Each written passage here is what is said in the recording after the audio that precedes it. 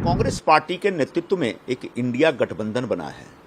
वो इंडिया गठबंधन मतलब भानुमति का कुनबा है। कांग्रेस पार्टी पहली बार ऐतिहासिक तौर पर 300 से कम सीटों पर चुनाव लड़ रही है। आज ममता बनर्जी जो चुनाव लड़ रही है वेस्ट बंगाल में, उसमें कांग्रेस पार्टी नहीं है, कांग्रेस के खिलाफ लड़ रही है। इंडिया गठबंधन एक बिखरा हुआ गठबंधन है, सिर्फ नाम का, और एक किसी तरह से भारतीय जनता पार्टी को रोकना है या प्रधानमंत्री नरेंद्र मोदी का जो सपना है विकसित भारत बनाने का और एक जो संकल्प उन्होंने लिया, उस संकल्प को तोड़ना, उस सपने को तोड़ना है।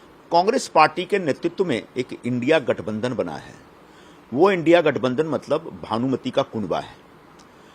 उसमें इनके बीच कोई सामंजस्य नहीं, कोई एक दूसरे के साथ मिलकर चुनाव लड़ने जैसा मामला नहीं। उस पर मैं विस्तार से आगे बताता हूं। पहले कांग्रेस पार्टी का क्या हाल होने वाला है, फिलहाल क्या स्थिति, उसको समझ लीजिए। कांग्रेस पार्टी पहली बार ऐतिहासिक तौर पर 300 से कम सीटों पर चुनाव लड़ रही है। और 300 से कम सीटों पर चुनाव लड़ने का नतीजा यह है कि पिछले 2 चुनावों से इनके पास जो वोटिंग का जो स्ट्राइक रेट रहा है, जीतने का जो स्ट्राइक रेट रहा है, वो 8% रहा है। इस पर अगर 10% भी हो गया स्ट्राइक रेट, तो भी 30 से ज्यादा सीटें नहीं आ रही। मेरे हिसाब से 25 और 30 के बीच में कहीं कांग्रेस पार्टी रुक सकती है। ऐसे में कांग्रेस पार्टी जो पूरे इंडिया अलायंस का नेतृत्व करने के लिए लालायित है, उसका कोई उपयोग नहीं है। भले ही कांग्रेस पार्टी ने बहुत ही दावा किया है कि क्रांतिकारी मैनिफेस्टो है, उस मैनिफेस्टो का कोई इस्तेमाल ही नहीं हो सकता क्योंकि उसको इंप्लीमेंट करने की ताकत इनको मिल ही नहीं सकती। हाँ, वो लोगों की भावनाएं भड़काने का काम कर रहे हैं, इससे आपको सावधान होना पड़ेगा। इंडिया अलायंस की दुर्गति ये है कि महाराष्ट्र में अभी तक शिवसेना, यूबीटी जो है, उबाठा, कांग्रेस और एनसीपी के बीच जो एक सामंजस्य होना चाहिए वो कहीं दिख नहीं रहा है। सांगली और भिवंडी तो सामने से है, मुंबई में भी माहौल बहुत खराब है, और बाकी जो ग्रामीण क्षेत्रों में आप देखें तो इनके कार्यकर्ताओं के बीच कोई मनोमिलन नहीं है, और इसकी वजह से एक दूसरे को हराने में सब लगे हुए हैं। ममता बनर्जी इंडिया अलायंस की एक बहुत बड़ी नेता थी, नेता कन के निकल के आई थी। मैंने खुद जब इंडिया अलायंस का कॉन्क्लेव यहाँ हुआ था तो उनको रिसीव किया था मैंने मुंबई के एयरपोर्ट पर। आज ममता बनर्जी जो चुनाव लड़ रही है वेस्ट बंगाल में, उसमें कांग्रेस पार्टी नहीं है, कांग्रेस के खिलाफ लड़ रही है।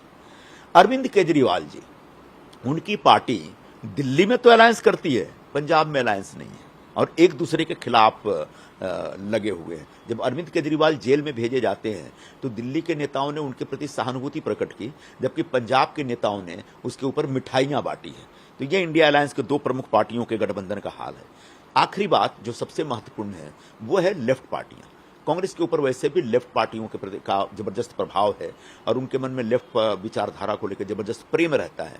लेकिन दुर्गति ये है कि पता नहीं पश्चिम बंगाल में इनका अलायंस हुआ कि नहीं, मुझे नहीं मालूम, लेकिन केरला में पूरे देश में लेफ्ट और कांग्रेस एक साथ मंच साझा करती है, लेकिन केरल में इस समय लेफ्ट पार्टियां और कांग्रेस पार्टी एक दूसरे के खिलाफ चुनाव लड़ रही है। यही नहीं, जो कांग्रेस पार्टी के प्रमुख नेता श्री राहुल गांधी जी हैं, वो वायनाड से चुनाव लड़ रहे हैं। वहां पर एनी राजा जो सीपीआई की लीडर हैं, वो उनके खिलाफ चुनाव लड़ रही हैं।